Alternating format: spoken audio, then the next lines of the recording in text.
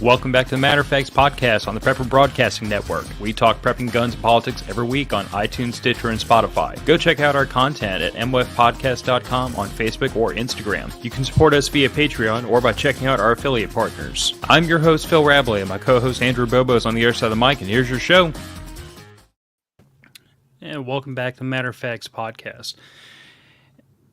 I have absolutely no idea where my train of thought was going. I usually have something funny to say right at the head of the show, but totally borked that all up.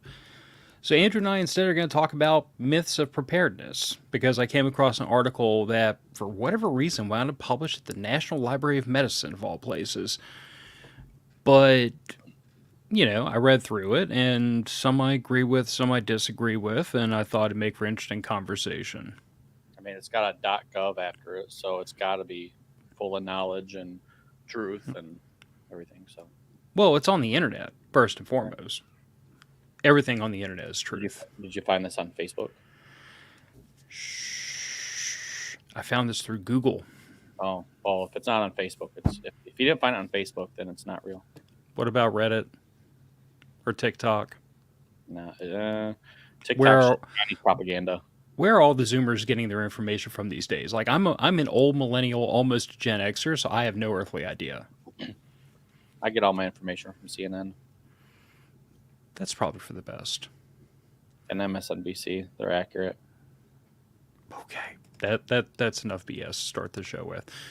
So, this is the article. I'm just going to throw it up here for a minute, and then we're going to switch over to banners, because I really don't think y'all want to go through, every bit of this nonsense scrolling through a page. Lord knows I don't. But this was it. It's published at the National Library of Medicine. Looks like it originally came from the Delaware Journal of Public Health. Some of these bullet points are very, very specific to Delaware. I've generalized them a little bit.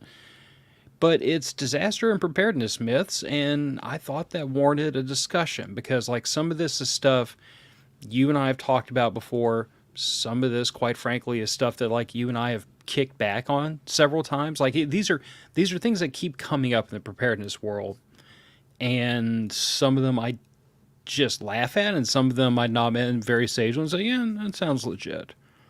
But let's start with the very, very first one, because you and I are going to have a field day with some of these. It couldn't happen here.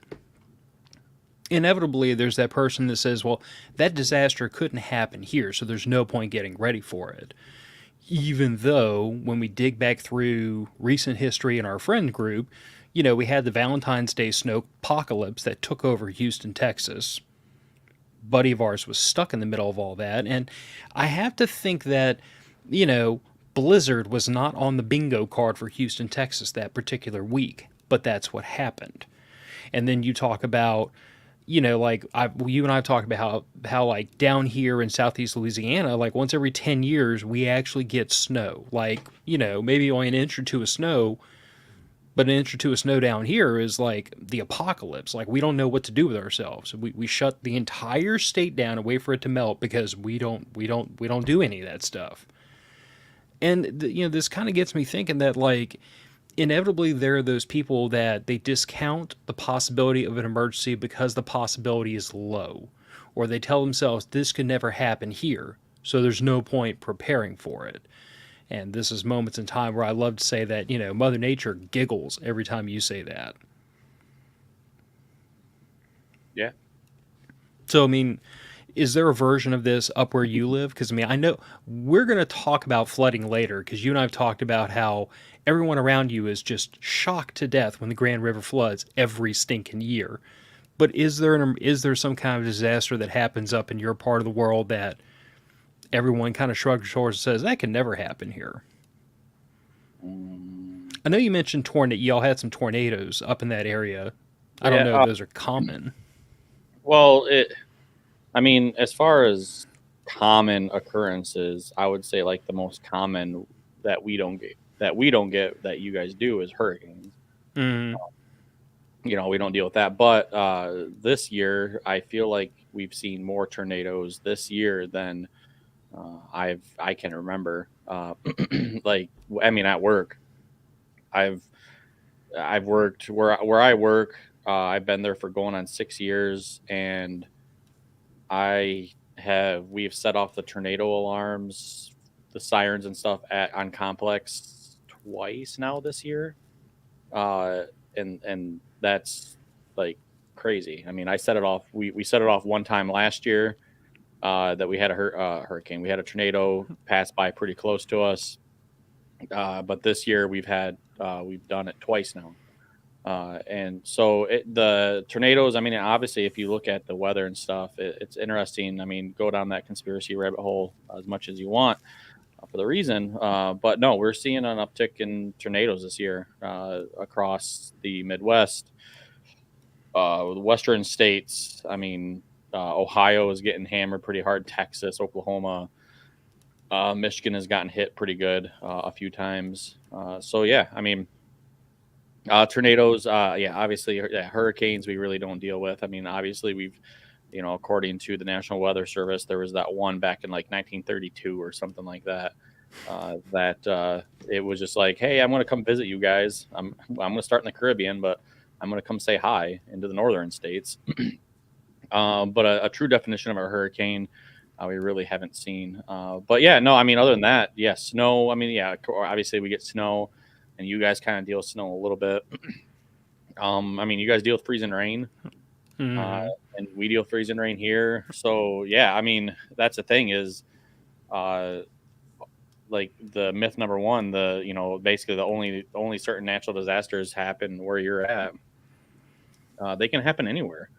I mean, yeah, obviously in certain areas they're going to be more prominent, and they're definitely going to be stronger. But I would still say you should like down in the South, you should prepare for a really cold day just as much as I prepare for a really cold day, because it could happen. It could very well happen. And Murphy's Law is going to be like, Murphy's going to come back and smack you in the face when you sit there and you're like, nah, it's Texas. We can never get cold weather.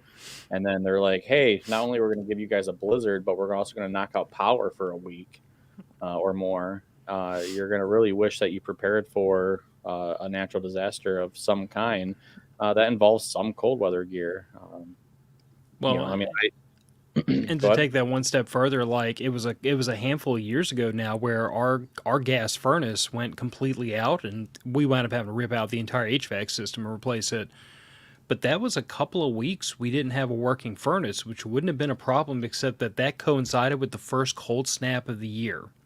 yeah. So it was down in the high 30s outside, and I have no heat in this house.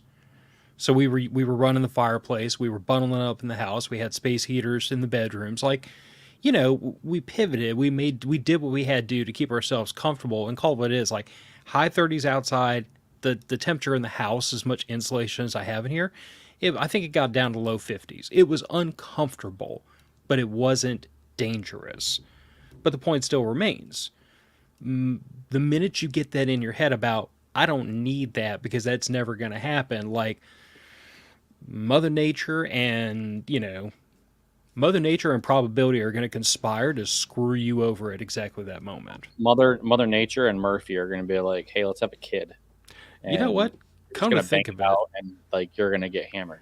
That's a T-shirt idea. We need Mother Nature and Murphy's Law, and they're holding maybe government in the middle by the hands. Ooh, that'd be a hell of a thought, wouldn't it? The government screws everything up, but yeah, no, it's interesting. So, yeah.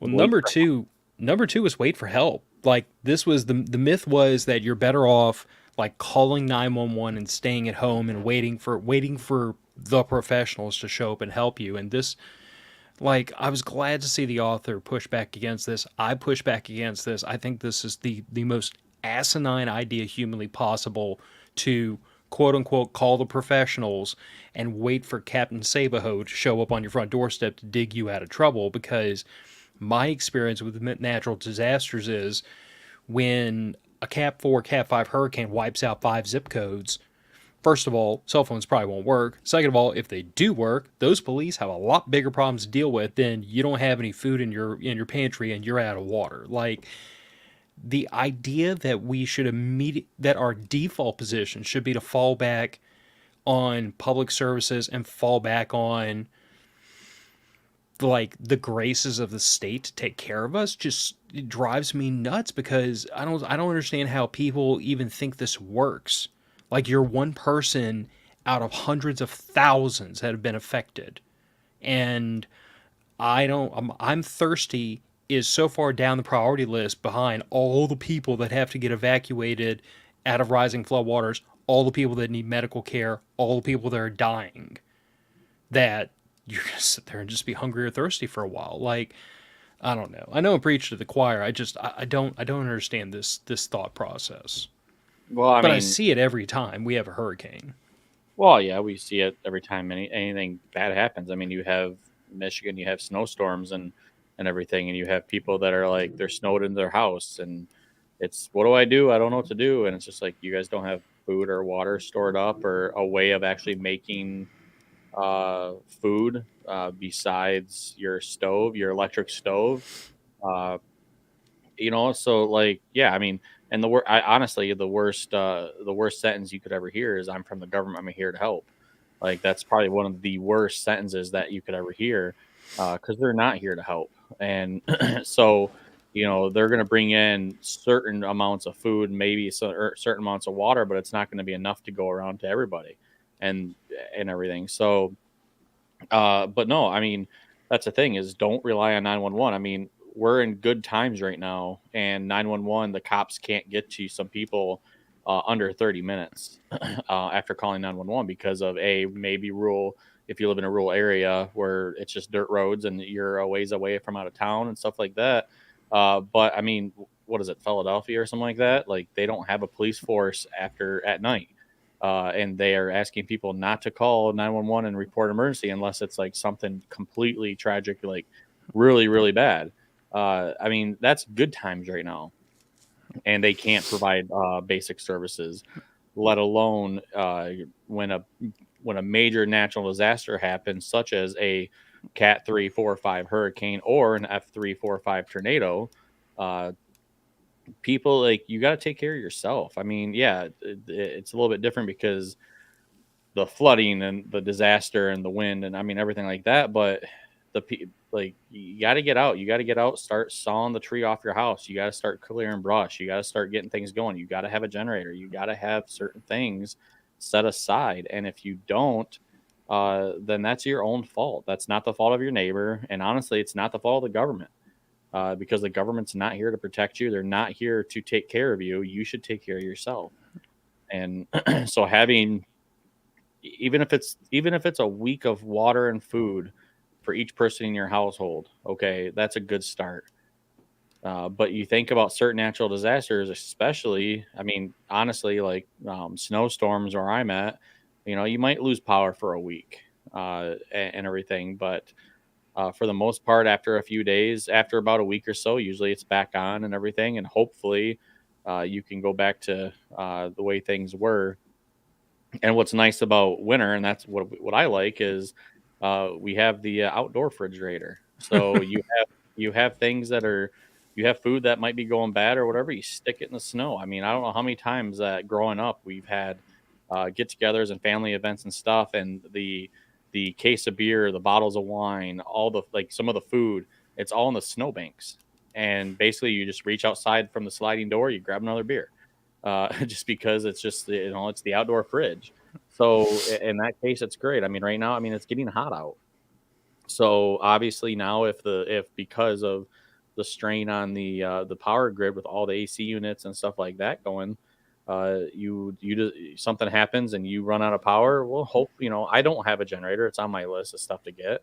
But hopefully you have the means of taking care of some stuff. I got power, I got some battery backups and stuff like that. I got means where I can take care of some stuff, but still, I mean, having that generator and everything, like, yeah, having it ready to go and being able to power up so you can at least power a freezer, if anything, is needed. And so, yeah, it's don't wait for help. Don't wait for 911. Get off your butt and start taking care of yourself now. Mm-hmm. Only worry about yourself. I have mixed feelings about this one. Because on the one hand, I am emotionally at peace with the person who says, my neighbors didn't plan ahead. They ignored me when I tried to help them. Screw them, they're on their own. Like, I understand that point of view. I'll give it to you. I'm not even going to argue with anybody that feels that way. You're well within your rights to feel that way. However, I know now from personal experience, having dealt with this during Hurricane Ida, my wife is going to have a very hard time turning somebody down. Like there are limits to her generosity, but if we can legitimately spare it, she's going to want to spare it. And I can understand that. We also, frankly, we have a neighbor we're really close with that if it comes down to feeding her out of our stash, like that's going to happen because we just she's she's like an adopted member of the family at this point, and we just can't let her sit over there and go hungry. So Well, to me, it all this, depends on how it goes about. So for context, this was basically saying that like you only need to plan for yourself, and I would only hedge that by saying that if you're only going to plan for yourself, plan for yourself. But if you believe if there are people close to you that you don't have the heart to sit there and watch them starve to death, you have to plan for them too. Does that make yeah, sense? Like I oh yeah, think that's the context is if these people are going to be in your group, you have to plan for them too because you can't no, depend I on get them to that. plan for themselves. No, I get that. I can tell you right now where I live currently, the neighbors that I have, I will turn them away at gunpoint. I will not give them a single ounce of food. I will not give them water. I wonder if any of them They're watch this. if they do, then they got their war. They're a bunch of drug addicts, meth heads, and it's pretty disturbing to see the amount of drugs that are in the neighborhood. And you know what? They can't take care of themselves, and they can't take care of them kids. I'm not going to take care of them. I will gladly turn them away.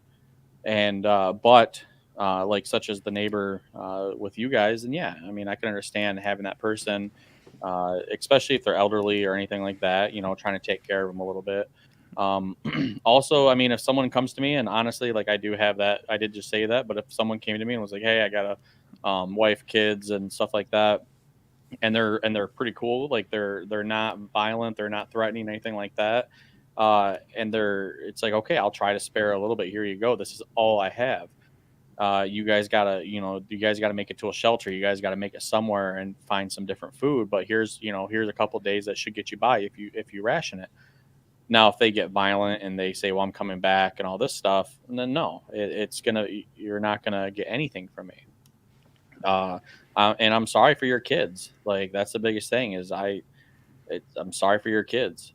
It's gonna suck, and I mean, obviously, and that's the one thing I gotta say. Like some of the post-apocalyptic books that I've read and some of the shows, they've captured pretty well, I think, about some of the parents and what parents would do to if they have a starving child, what they would do. And unfortunately, I'm afraid for that.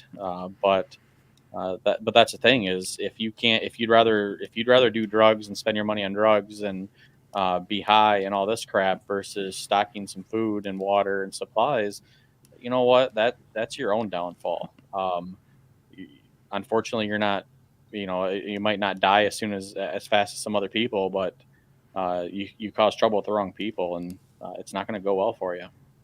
So, Yeah. I mean, I'm going to worry about myself, and I might try to help out some of those people that I know need some help. But for the most part, what's mine is mine, and yeah, if I'll give you a little bit, but you can't keep that. But that's the other thing too is you help out some of the people, especially just random people, random neighbors. You help them. They're going to keep coming back. You helped them once, they're going to keep handing out. I mean, we all have experience with homeless and beggars and stuff like that on the street. You give them some money, you see them, you pass by them again, they're still begging. They're still going to Mm-hmm. do it. So it is what it is. I mean, and that's the thing though is like some of these things, some of these scenarios. I mean, you got to think in your head, when do I say no? And you got to be able to stick to your no. You got to be able to stick to it and your reason why. And I don't know. It's one of those things where, you got your neighbors like with you and the wife and your kid. I mean, everything that you give out is essentially food out of your child's mouth. Yeah. That's one less meal out of her mouth and out of your wife's mouth. So it's where do you draw that line? Where do you say no? Now, is it something that you can say, okay, you know what? I got this much food set up. I know this much food will get me through 6 months of 6 months. All right, this much food here, that's an extra month, but 6 months, we should be okay. This food here, let's ration it out and we can divvy it up and give it out. After that, we're done. Something like that. But that's the thing is, and that's the one thing that reading these books and some of the movies and the shows and stuff like that, it's really got me thinking is how do you tell those people no? It's going to be hard. I mean, especially as a Christian, it's going to be hard. So, but you got to say no. You have to say no, especially if you have a family. Yeah. Well, I'm going to fall back on the idea that, like, those people that I feel are my responsibility, I will be responsible for, and the people I'm not, I won't be. And in the case of this one neighbor, I mean, to give you an idea of the relationship involved, like, she lives by herself. She's divorced, older lady, really real sweetheart though. Like she's practically my like another grandmother to my daughter. Like that's the relationship they have. And I've gotten the phone calls from her like in the middle of the night because like her she had a leaking toilet and needed to know how to shut the water off. And we're the people she reaches out to when she needs help. And I am not shy about running over there with a sack full of tools at 8 o'clock at night in my PJs to help her out. It's just that's the relationship. So because that relationship, I feel a certain amount of responsibility towards her. But for the rest of my neighbors that like, especially after Hurricane Ida, when I watched them all mull around and goof off while I was, cutting limbs off my garage with a pole saw and a bow saw because I didn't have a chainsaw yet. I have a long memory, and I remember who was there to help me and who wasn't. And the ones that weren't, that's going to come back around eventually. But this is a short cautionary note. I think we can go through this pretty quick because I imagine flood insurance works the same in most states, but typically rising water, meaning if it rains or if a river jumps its banks or whatever, if that floods your home, that's covered under flood insurance, and you don't all not everybody has flood insurance. If you get a hole in the roof, that's covered under your homeowner's policy. So a lot of people assume, well, I have homeowners insurance, I'm covered for flooding, but you may not be. So go find your homeowner's policy, and if you need additional flood insurance, if you need separate flood insurance, please go get that. I'm fortunate where I live, like this house has never flooded, knock on wood. This whole area has never flooded. We are 3 feet away from the highest point in the entire town. So if we flood here, we got really bad problems all over the place. But, I mean, even that being said, for Hurricane Ida, I sandbagged the front and back doors just in case. And the water got higher for that than I've ever seen it before. But to be fair, like we had a cat 3, it was a cat 3 strength hurricane went within 20 miles of us when it passed by, so we kind of got hammered. But I digress. Let that stand for flood insurance. If you need it, you should go get it, and if you don't know if you have it, go find out quickly. Well, And then, but you go ahead. nope, what'd you want to Well, I say? mean, so go ahead and it kind of ties into the next. It only floods around the coast. God, I wish I could slap a person for saying this. I mean but that's the thing is kind of going into the last one about flood insurance. I mean, look at your floodplain. When I was house searching, we have the Grand River here in Michigan. I mean, we have a lot of rivers, but the Grand River And people is are always shocked when it big, floods. and people are always shocked when it floods. And it pretty much floods every single year. It depends, sometimes it doesn't flood every as bad every year, but it floods. There's been a couple times where yes, it flooded so freaking bad. I cannot believe, like, there was a house I remember where I live. There was a house I was looking at, and I could see, and I looked it up, and it was in the floodplain, and it was like it was within like like the two or it was like like the 100 or 200 a year flood. Like, hey, every 1 or 200 years we might get this kind of flood. Well, I'm like, well, I know not long ago, like I don't know, 10 years or so, if not less, we had some major flooding, and a lot of places got the grand flooded out. And I remember going down to the basement, and unfortunately, this particular house had basically the furnace, the water heater, everything was in a crawl space underneath the house. So it's like I popped the storm doors, walked downstairs, and I could see a line on the wall in the stone. And I look at the realtor and I go, that's from the flood from whatever, such date. And she goes like, yeah. I go, huh. Yeah, I'm gonna probably pass on this house. And this was the first floor of the basement.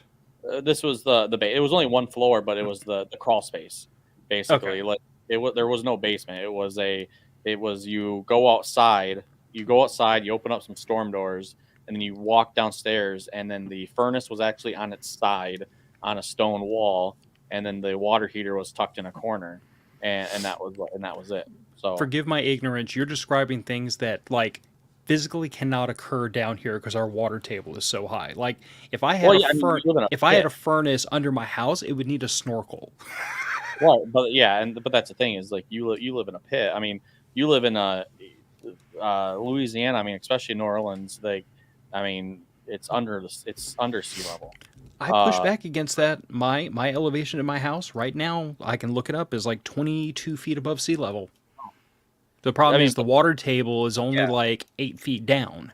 right, and that's the thing is like when I get that close to the river, yeah, the water table is a little bit higher. But when you have a river that floods, I mean, it yeah, we're a river that comes up, 30 to 40 feet, even 60 feet or so. I mean, it's still, it's a lot. So yeah, I mean, definitely look at your area, look up the floodplain map, and find out where you're at. If you're on the edge of it, okay. But again, it floods, so you're going to want going back to the flooding, the insurance and stuff like that. You're going to want to look into that kind of insurance. But the idea that, well, it only floods on the coast, that's false. I mean, it can every it just look at rivers and all kinds of stuff. I mean, Ge- any river can flood. Like, Geography is your friend. yeah. That's the thing though, is especially if you're in an area where, especially if you live maybe downhill, or if you live towards the bottom of some hills. I mean, think about flash floods, especially when it rains, when that water comes off of those hills.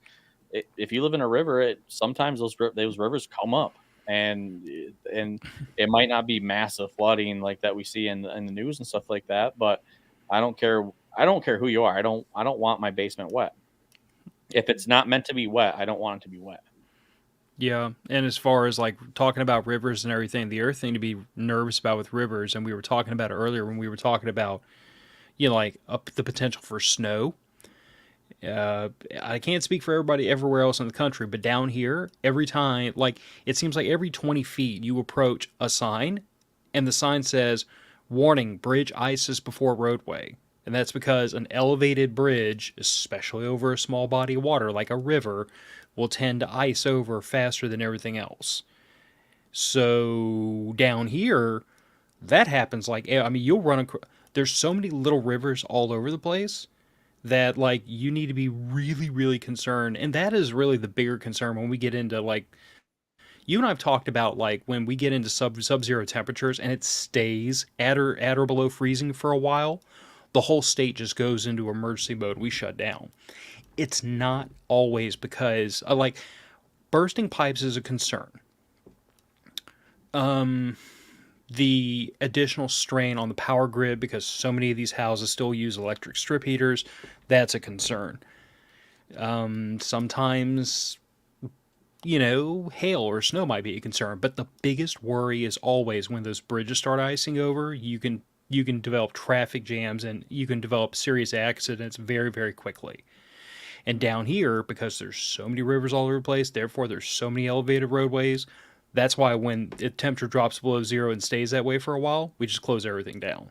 because we know what's going to happen first. The first thing that happens is you're going to have black ice on every one of these little bridges. If And you go if fast you're, enough over the bridge, you won't be affected. huh? I said if you go fast enough over the bridge, it won't affect you. Okay, I'm not going to even bite on that. Driving faster doesn't seem like it's going to make the problem better. It might make it worse. Yeah, you just coast over the ice. Disasters cause epidemics. Apparently, this was an interesting talking point because they said that disasters do not necessarily cause epidemics, but disasters can like present the right set of circumstances for disease to spike in the short term. So I don't know that the article was really good about taking a firm stance on this. Like, I personally believe it's not necessarily that disasters cause epidemics. That's the worrying part to me. The problem is always in the middle of a disaster, things that normally wouldn't be that big of a deal are suddenly more difficult to deal with. Like after Hurricane Well, Ida, every member of my family had closed-toed shoes, long pants, work gloves on while we were working out in the yard because I knew if you get a wasp sting, if you get, like a cut, or if you get an infection, like there are problems that normally would only be an annoyance, but given the situation around us, it was the wrong time to add personal injury on top of everything else. So I guess that's like my thing is that I don't think it's that you have a disaster, you're immediately going to have like a measles outbreak or anything crazy. But I do think that things that normally wouldn't be an emergency, like a cut on the arm or a cut on the leg getting infected, those can become an emergency because medical care is not as available as it normally would be. yeah, I mean, obviously, disasters increase the probability and the risk of minor instances of something becoming larger problems, such as a cut on the hand, a sliver, something like that, something that could easily be taken care of before might become an issue now. But what the article is saying, and I can see where they're coming from, is what they're saying. Epidemics is especially in major catastrophes. I mean, you look at what was it, Hurricane Katrina, and then they were packing people into the stadium. You got Superdome. yeah, they're packing people in there. You have a chance of disease spreading just due to the fact that more people are packed together. They're tighter. They're packed together a lot tighter. The thing I don't really care for about this is the the push that they do for, hey, make sure you get your vaccines and you're up to date on your vaccines. I mean, to me, vaccines, I don't know.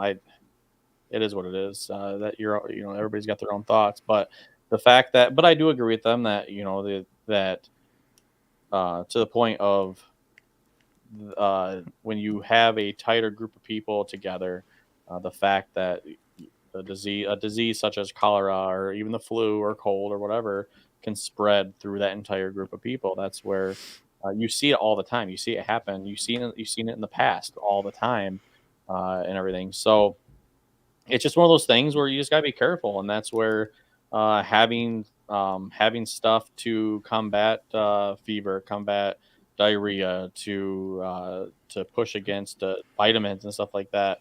Uh, Making sure that you're keeping cuts clean and everything, because you get someone running a fever that spikes a fever because of a cut hand. It just not saying that's going to spread, but I mean, you don't want that person to die just because of that. So if you have stuff to fight a fever, and that just fighting that fever, you can fight other stuff. And yeah, I would definitely say look at your medication and see what you have. So I think this is also a case of an ounce of prevention is better than a pound of cure. Like you brought up, having vitamins on hand and everything just so you could try to like boost your natural immune system to ward things off. And like I say that in this vein, the best things you do before the accident happens. Like closed-toed shoes and long pants and work gloves to prevent a cut or prevent infection. Like maintaining your health the other 364 days before this started to suck, so that when you're in the situation and your nutrition's off and your sleep schedule's off and all these things are piling up that would normally make your immune system take a dive, you're starting out at a higher level of health at least. I mean, things like just having an appropriate amount of strength and being relatively limber and flexible can prevent injury when you're out in the yard working and doing stuff. Like, this is all just a game of if you do the work before you get hurt, you might prevent getting hurt. And if you don't, then there are not many worse times for life to start sucking than in the middle of a disaster. And in that vein, first aid and property are your only concerns.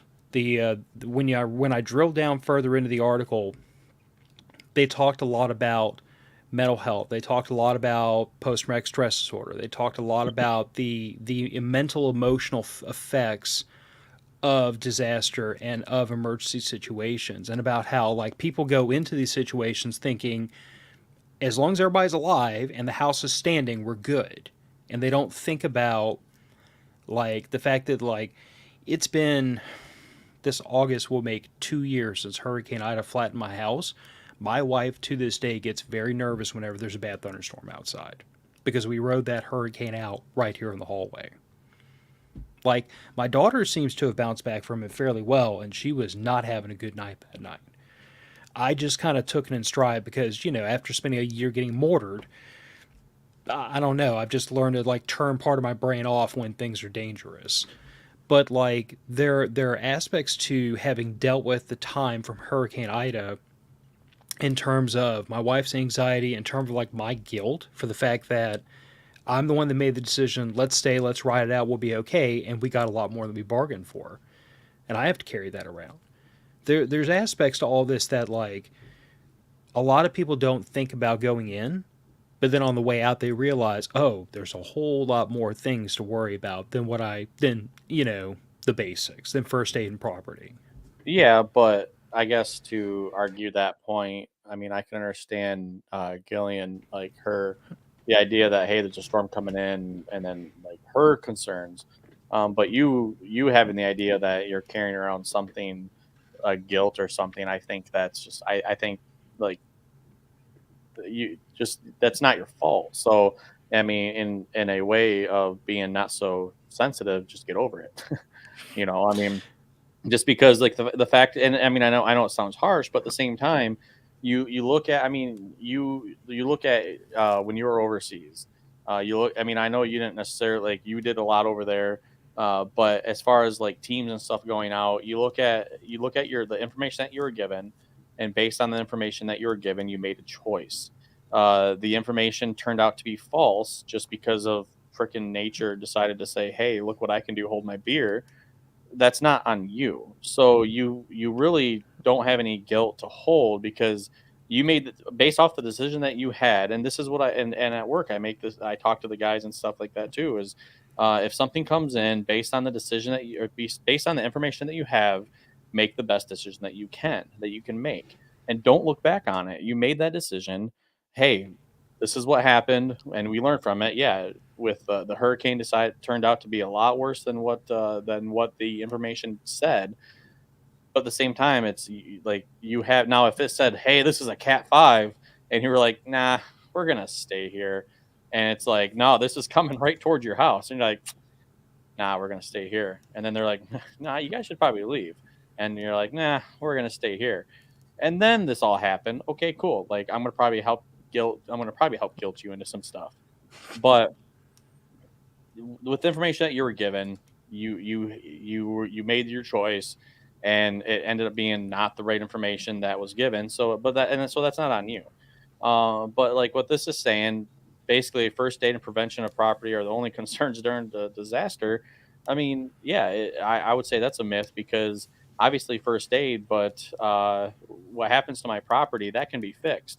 Yeah, mental health is big, but at the same time if you think about it and I mean this goes into a lot of disasters that happens it's like hey what's your meds what are if you're on meds what does your med supply look like I know because of insurance and stuff like that sometimes people can't get the proper amount of meds or a stash of supply that they can get there's other means out there to get medical like there's a lot of websites out there that you can actually buy stuff off of that's not it's not necessarily the government pretty much frowns on it, but if you can get it and supply it and keep that supply, then I say more power to you, and the people should be able to do that.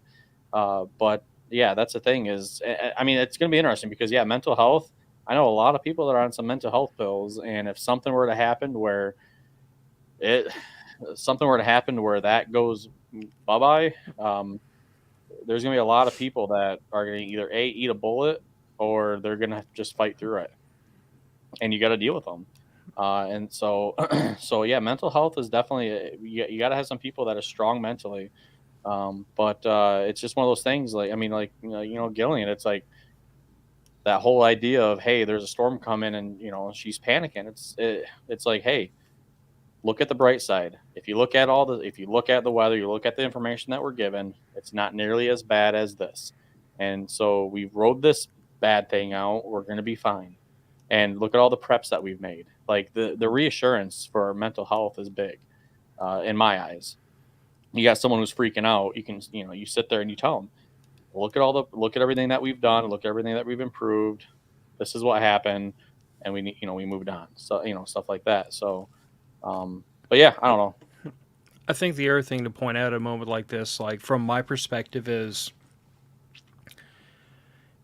I feel like based on my own experience, like the human mind has a pressure relief valve, and you have to find what that pressure relief valve is for you as an individual, and you need to find a way to pull it every now and then.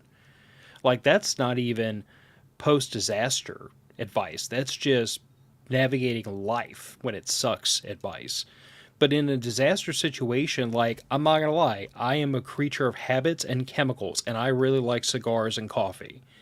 If I'm having a really bad day, but I can sit on the back porch, light up a stogie, and have a cup of coffee, it is going to improve my mental health. I know that sounds really, really flippant and silly to some people, but just trust me, it's going to like bring my stress level down. It's going to give me my moment to kind of like decompress and work through things.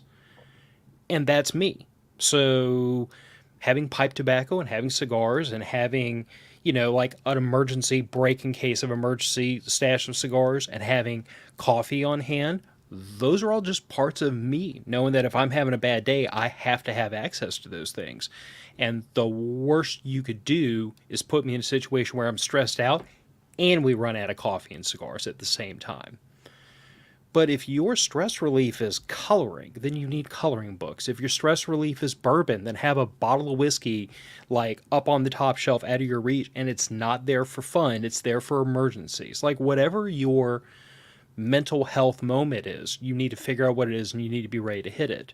Because if you can't release that pressure every now and then, it's going to pile up in a bad time when there's already a lot of stuff going on and you're not going to be able to release it, and it's just going to make it worse.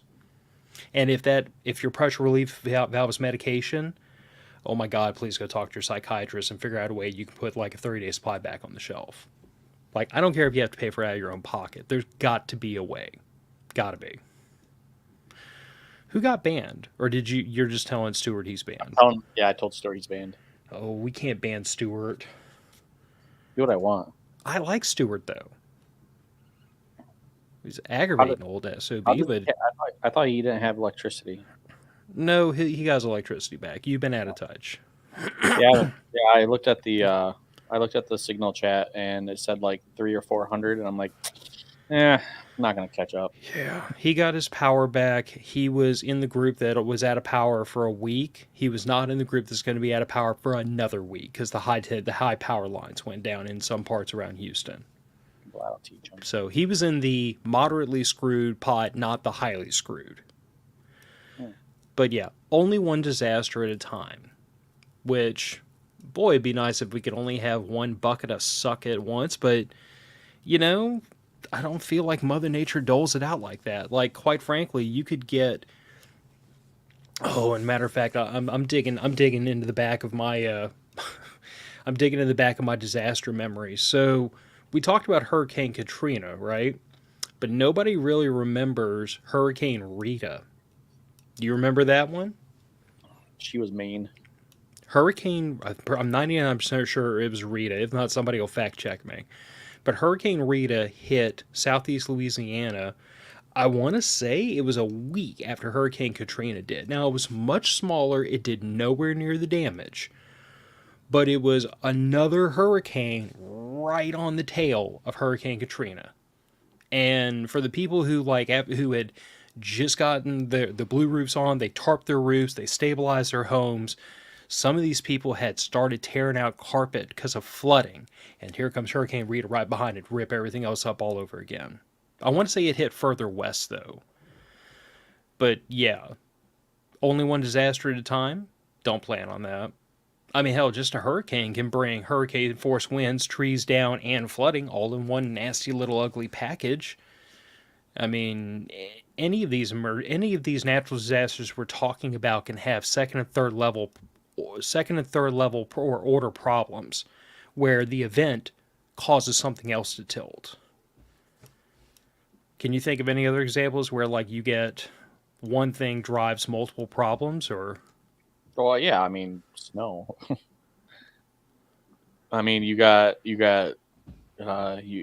snowfall here, icy roads, whatever have it, wherever you're at. I mean, you look down there. Now you have people that are trying to drive, go to work, go do whatever. Uh, Down there, I'm sure, hey, the whole city's just shut down. Well, someone's like, nah, YOLO, I'm still going to my freaking yoga appointment. And then they sit there and they get into a car wreck.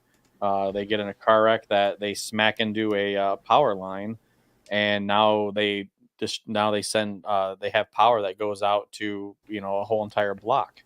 So you have a natural disaster or one disaster of some major snowfall or whatever that just now it just snowballed, no pun intended, into something bigger to where someone decided to drive. They hit a substation or not substation, but like a power line, whatever, knocked out power now for the block, and now you have who knows what's in that block. Is it an elderly? Is there like an assisted living home in there? Is there something like is there a hospital? Granted, now they're on generator power, but depending on the mess, they have to get the power lines all back up and all that stuff. And if it's snowing out, like, yeah, I mean, it can definitely catapult and go into, uh, I guess, pick your disaster book.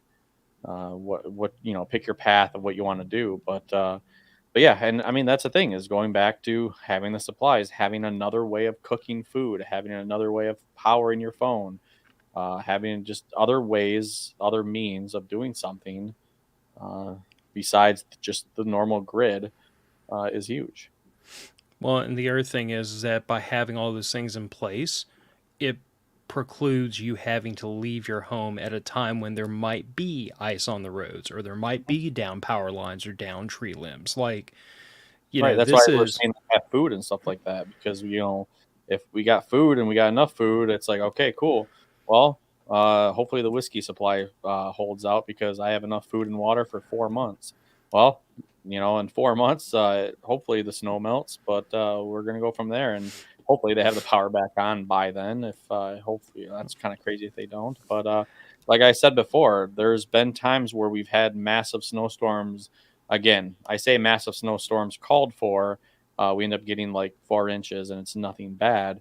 But we've had where there's a snowstorm. My old roommate and I, we'd go to the store, and we're walking around and we're laughing at people who are getting all the essentials, and there's lines out the freaking door, and people are panicking, and we're like, well, we're low on whiskey, so let's just get 2/5, and let's get a gallon this time instead of a fifth, just to hold us over or something. You know what I mean? So yeah.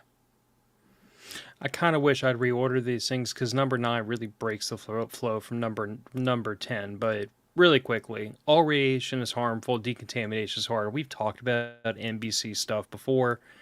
Like, I mean, if you think there's nuclear fallout outside, just stay inside. well, I mean, yeah, and I am nowhere near an expert, but having the ability to detect radiation is pretty big. I know there's multiple things that you can buy and do your research because some of them are just a gimmick, and there's some of them that if you buy the right thing, they'll come with an iodine tablet. Or like a radioactive tablet that you can actually test it and make sure that it is reading correctly and all that stuff. So do your research and make sure. And honestly, if this is a fear, if this is something that you're prepping for, as far as like a nuclear fallout, or I don't know, I mean something nuclear, anything nuclear.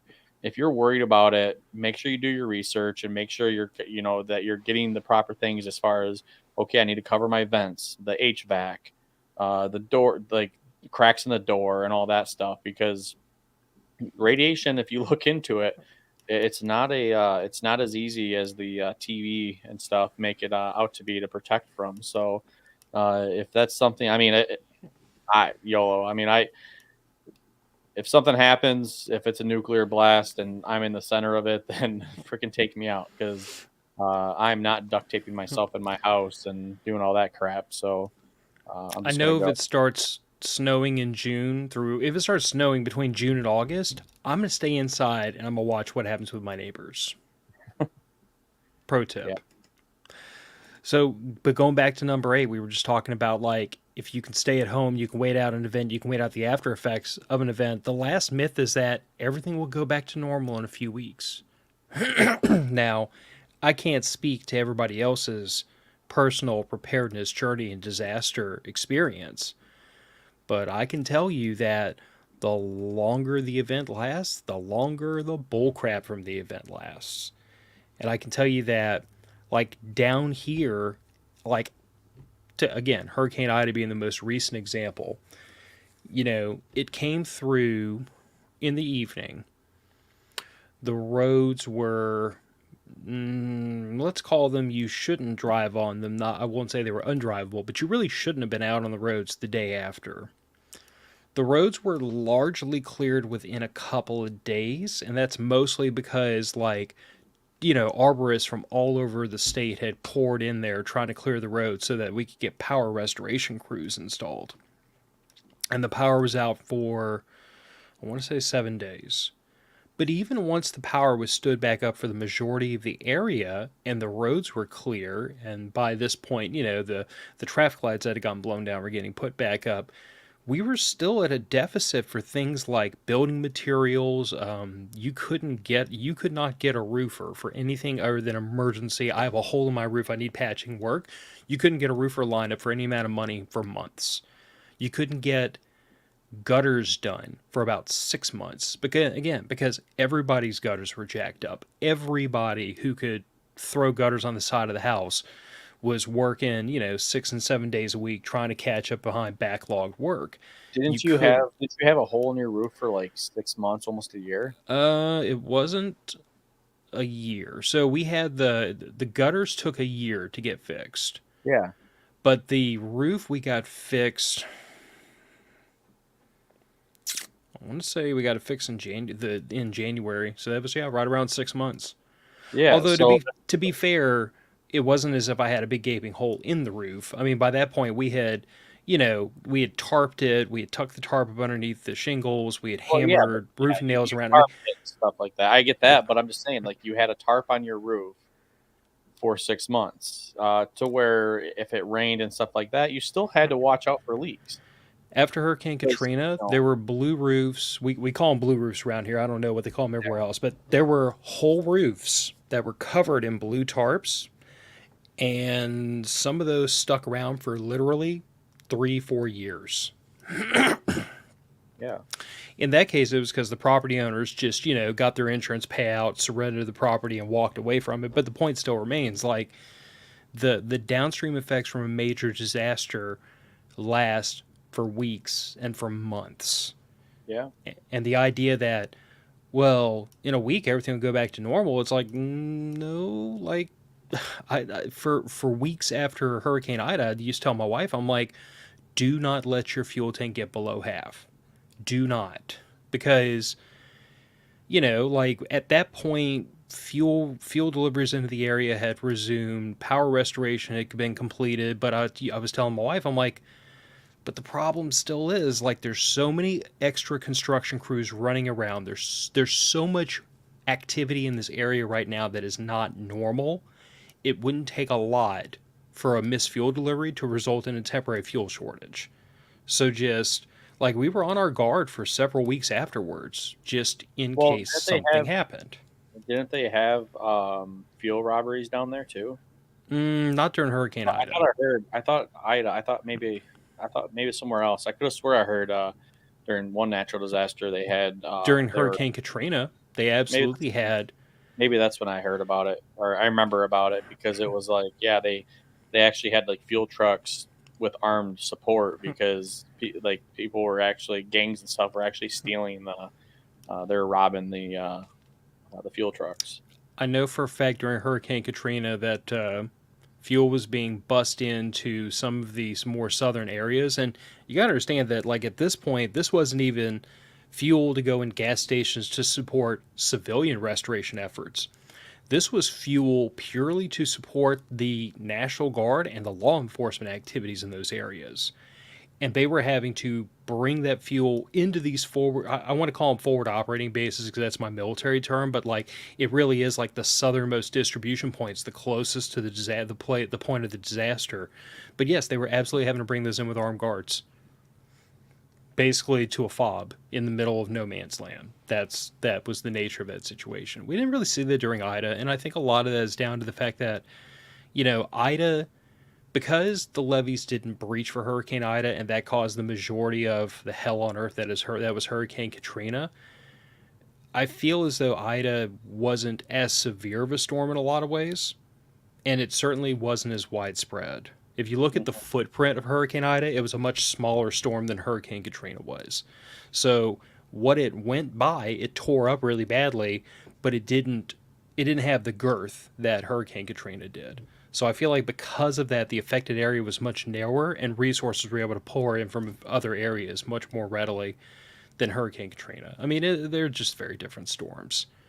But at the end of the day, like, the message holds true that I would say that, like, if you think the event's going to last a day, you better be ready for 3. If you think it's going to last a week, you should be ready for a month. Like, you need to respect the fact that there are going to be downstream effects of the event that are going to linger and might drive third order effects. It just comes down to, like, the idea that, like, you can't just let your guard down the day after the storm is over and say, okay, everything's back to normal, because it might not be. Anybody's ever tried to buy plywood a week after, like a day after a hurricane? Let me know how that worked out for you. Hell, try to buy fuel the day before a hurricane hits. Same problem. There's only so much supply. It's all gone. Everybody's running around freaking out. Like, you have to think ahead and you have to plan for those kinds of things. We would not have been tarping our roof after Hurricane Ida, except that I had tarps sitting in the garage. Didn't have roofing nails, but now I have plenty. You live and you learn. Thank you, Stuart. Point of distribution. I couldn't get the military term to go away long enough to think of another analog.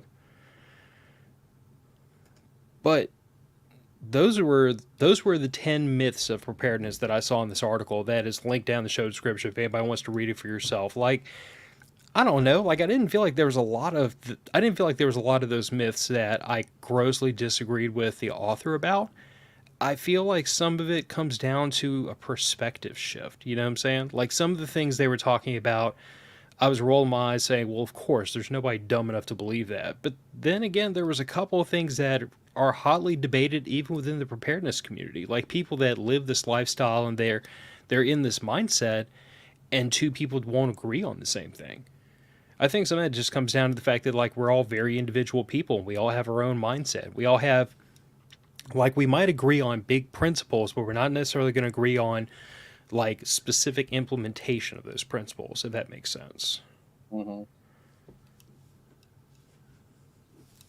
But I don't know. I don't want to belabor the point. I thought it was a good chance to sit down and kind of rapid fire go through some of these different myths and maybe get somebody's gears turning on this. Yeah. Yeah, it's always good to know. I think it's always good to kind of Monday morning quarterback somebody else's opinion. Yeah. Force you to challenge your own. All right. Well, since we didn't do the admin work at the very beginning of the show, admin work. I put a video on YouTube. It ended up being about 45 minutes long, talking about off-grid communications.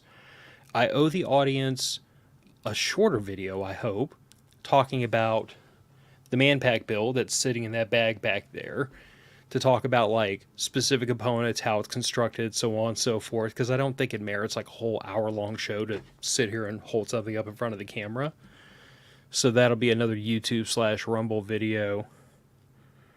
Other than that, matter of fact, camping trip's coming up soon.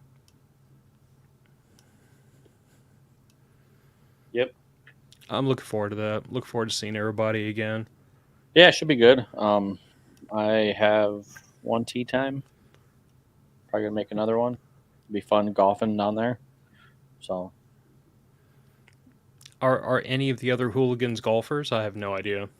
not that I know of. I'm just going by myself. Hmm. So, but no, it'll be fun. Yeah, it'll be a few days. Definitely break in the old the tent on the truck there. I've been using it. Got out another time, but yeah, no, I'm looking forward to using that some more. Probably, I'm thinking Tuesday after this trip. I'm thinking about I probably will be doing another video on my YouTube channel, discussing like pros and cons, what I would maybe change or what I don't necessarily like, but I'm adjusting, what I might change, stuff like that. So Boba Fett's Misadventures. yeah. I'm going to advertise for him if he want to advertise for himself. I mean, shameless promotion is encouraged on this show. Yeah. No, it's yeah, Bobo Fett's Misadventures, but I need to make sure I cross platform it with the MOF podcast as well, with the YouTube channel and stuff like that. But yeah, if you're going to the MOF camping trip, look forward to seeing you. If you are not going, and you if you want to know how to do it, basically you have to be the only thing you have to do is be a Patreon member. Be a Patreon member, and yeah. So yeah, if you are a Patreon member and you're not going, hopefully we see you another time. And then if you are going to prepper camp, let us know. Be nice to see you guys. Nice to see everybody at prepper camp as well. Mm-hmm. And there's a dirty little rumor circulating that 2025, the MOF summer camping trip might move to Michigan. Good luck. Thank you, Andrew. I knew it could depend on you to help hype me up. I mean, yeah, it's coming to Michigan in January. Too late. You already ruined it. No. Yeah, hopefully we'll see. We'll try to work something out. Yeah. All right. Well, we've turned this into an Italian goodbye, which you always curse at me about doing. So we're going to wrap this up, kick it out the door. Matter of Fact's podcast is going. Bye, everybody. Goodbye.